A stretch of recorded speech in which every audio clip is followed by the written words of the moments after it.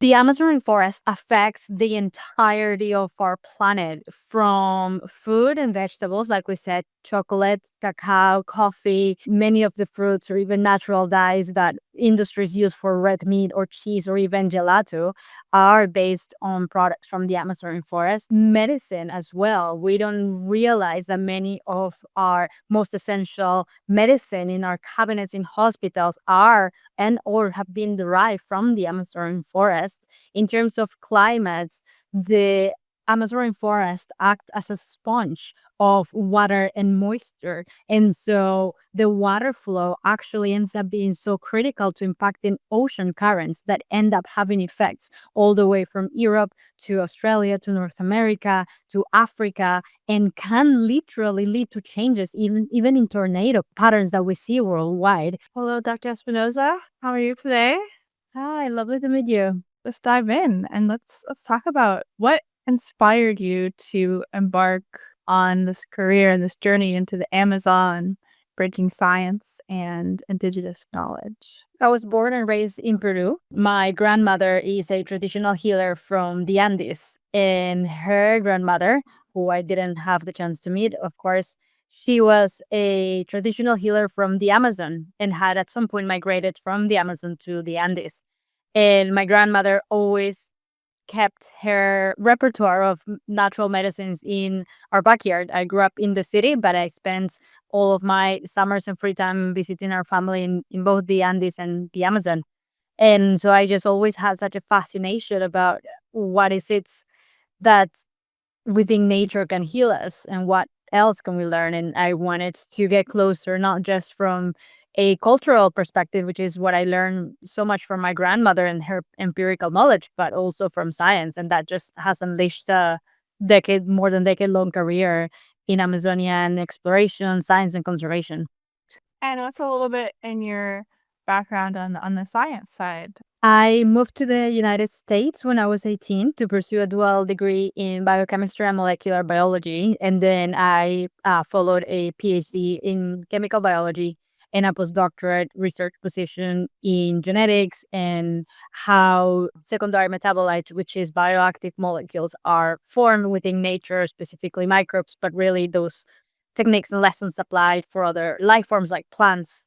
And in that process, I became a National Geographic explorer while I was still in the United States, and also started my own organization, Amazon Research Internacional, based in Peru, to advance scientific research, but with a purpose to serve directly for policy and conservation that has tangible results, and that also welcome Indigenous knowledge as co-creators of any scientific work that we put out there. And I'm based in England now, but I lead all of these efforts, and I have, one foot in Peru all the time. I'd love to talk about your recent trips to Peru or how much you connect with the indigenous people there, how you communicate and how you guys collaborate together on the science of it. Of course. I have Indigenous roots myself, and I have grown up just admiring and appreciating the Indigenous perspective about nature and about life, and not really even realizing how different it is to the Western perspective. But also, my adult life and my scientific training have been in the Western world. And so, whenever I was thinking of how to shape what we wanted to do next in the Peruvian Amazon, and now we're expanding into other regions. I wanted to ensure that there was a true unity between these two worlds, the one of analytical thinking and modern science, and the one that is more associated with spirituality and ancient knowledge, which is indigenous wisdom. And so I've been connected with indigenous communities all my life, from the north, central, and south of the Peruvian Amazon, different cultures from the Kucama, the Shipibo, the Ashaninka. And the way we collaborate is through co-creation in terms of designing what is it that we want to be doing, what gaps of knowledge do we want to fill with science, what does that look like in the field, and how can that any science can have direct impact in the local life. For example, we became the first group in Peru to conduct chemical analysis on stingless bee honey, and providing for the first time scientific basis on the traditional medicinal use of this honey, and sharing that data back, which helped increase the price of this honey turning in becoming a natural positive economy for many local families. And more recently, we got our first paper, scientific paper, published where the first author is an Ashaninka young man who we believe may be the very first of his community and tribe to ever be included as a scientific author. Wow, that's so cool. I love hearing stories like this of collaboration. Speaking to Indigenous wisdom, what can we in the Western world learn from these communities? What is there like a common thread that you're noticing, or is there a specific example you have? Of course, I think one of the biggest lessons we can all learn from the Amazon rainforest, wherever we may be, it's that there is beauty everywhere in nature. We just have to look for it. I think with digitalization and our modern lives, everything is always so busy and always on the go that we, in many places, have lost our connection to the wild, which really is our connection to our ancestry and how we used to live as humans. And I think there are many lessons within the Amazon forest that reconnect us back to who we are as people, that brings us hope, that really make our lives more enjoyable too. And I think when we become joyful people that can find beauty in nature, we also make better decisions for our planet, for our lives, for our communities. So we become better citizens. And many of those lessons I do share in my new book, which I'm really excited that is just launched in the UK a few days ago. And it's coming out in the US and many other countries, where it's just a deep dive of exploration and discovery of biodiversity, culture, and spirituality that many may have never heard of in the Amazon rainforest, but really also connecting to lessons that I think we all can learn from on how to reconnect to the natural world. Aw. So you have background in microbial life. I'm curious about what's the hidden worlds, I guess, of the Amazon, at a microbial, scale. So, in terms of microbial research, there's only so much has been done in the Amazon compared to other places in our planet.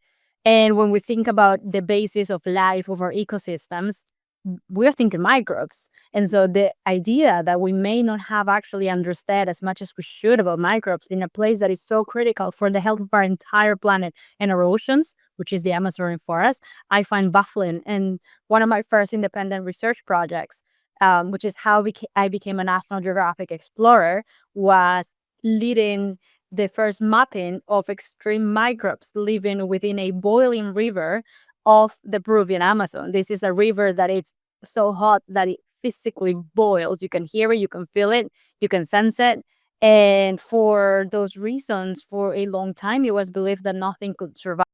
It is a sacred place associated with strong medicinal powers and spirits by the locals.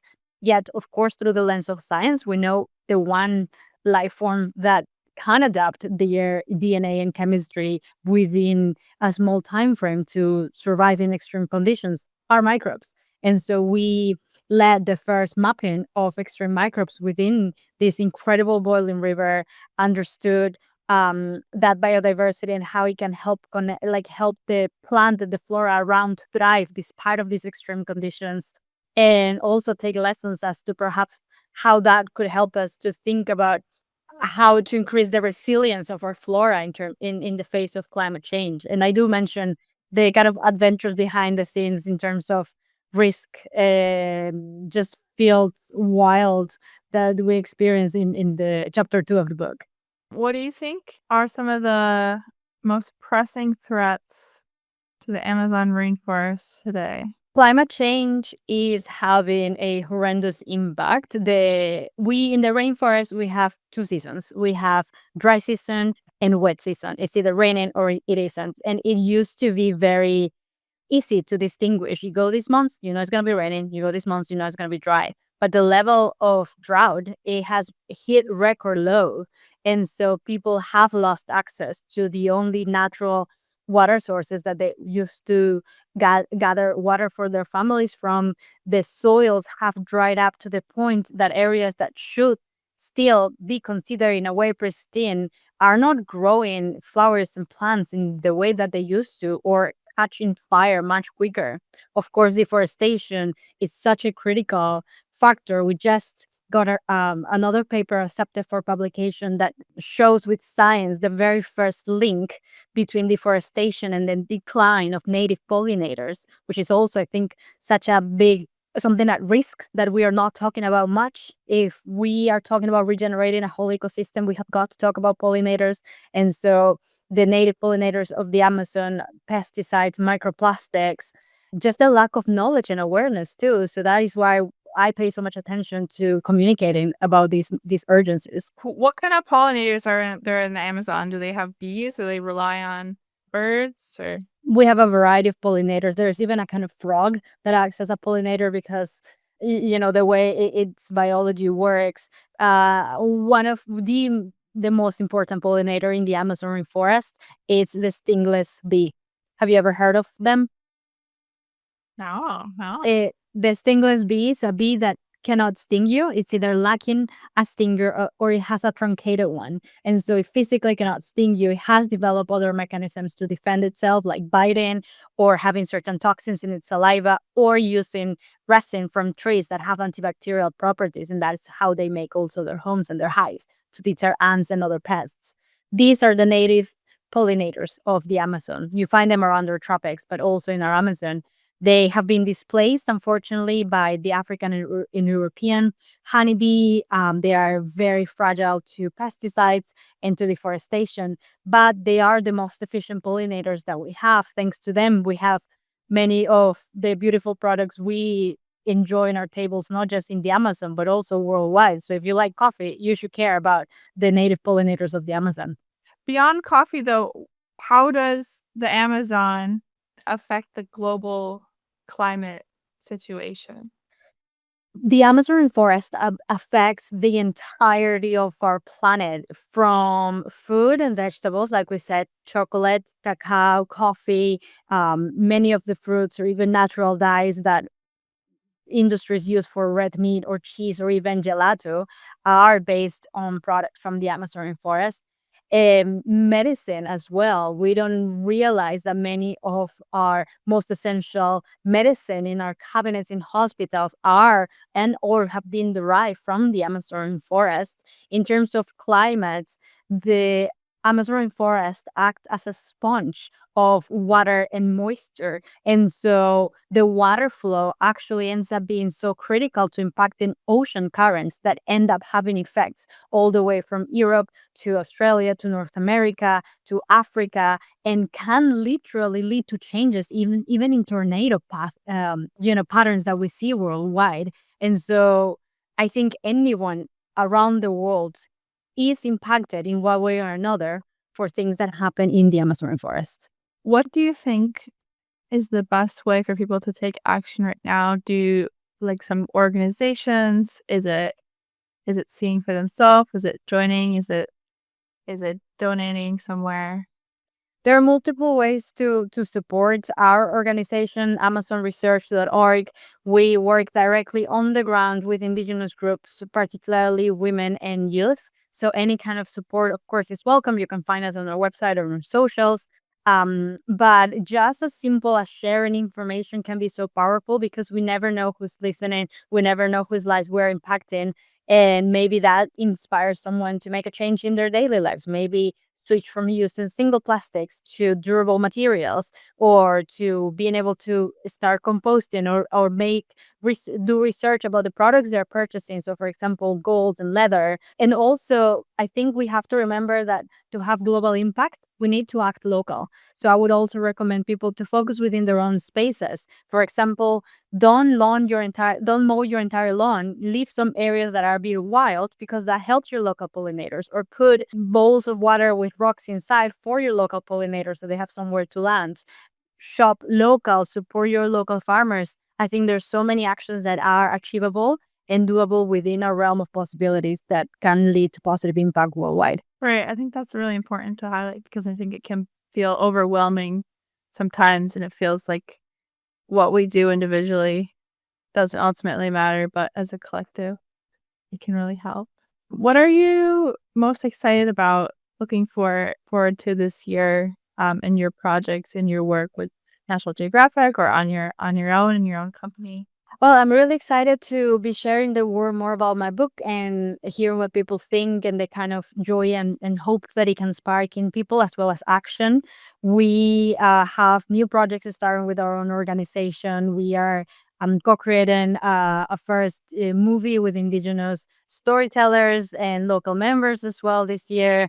We're welcoming new researchers from Notre Dame University as well as some from the United States to partner with our Indigenous colleagues so then we can advance new science paths beyond stingless bees, now going to tapir as well as other endangered species that need this Indigenous and modern science perspective. Any trips planned? We do, yeah. We're heading back to the field in 3 weeks. So we're gonna be 1 month long deep into the Amazon in an area that I haven't been specifically there, but it's considered the high altitude Amazon. So imagine where the Amazon and the Andes meet. So you're talking high altitude, close to 2,000 meters above sea level, but lush vegetation of the Amazon rainforest, completely different adaptation, different culture. I talked a little bit about high altitude Amazonia in my book as well, and just how much I've fallen in love with it. But we're entering a new territory where we know there are jaguars and there are tapirs, and we're looking to regenerate these areas. It was impacted by fires last year. Right. Oh, I would like to talk a little bit about the impact of fires before we go. Could you share a little bit about what happened, a little bit what the current situation is right now? So unfortunately, we see in the news almost every year now that this is the worst season of fires ever experienced in the Amazon, and unfortunately, every year is becoming the worst. Last year, I was in a work trip somewhere in Europe, and our local collaborators were sending us photos of carbonized snakes and carbonized monkeys and other animals because the fires just were unprecedented. And unfortunately, natural wildfires do not occur in the Amazon rainforest. That's a big misunderstanding that happens in other ecosystems. Yes, it doesn't happen in the Amazon rainforest, but I think the fact that they are getting out of control, it usually starts due to deforestation to be able to access wood or for cattle ranching primarily.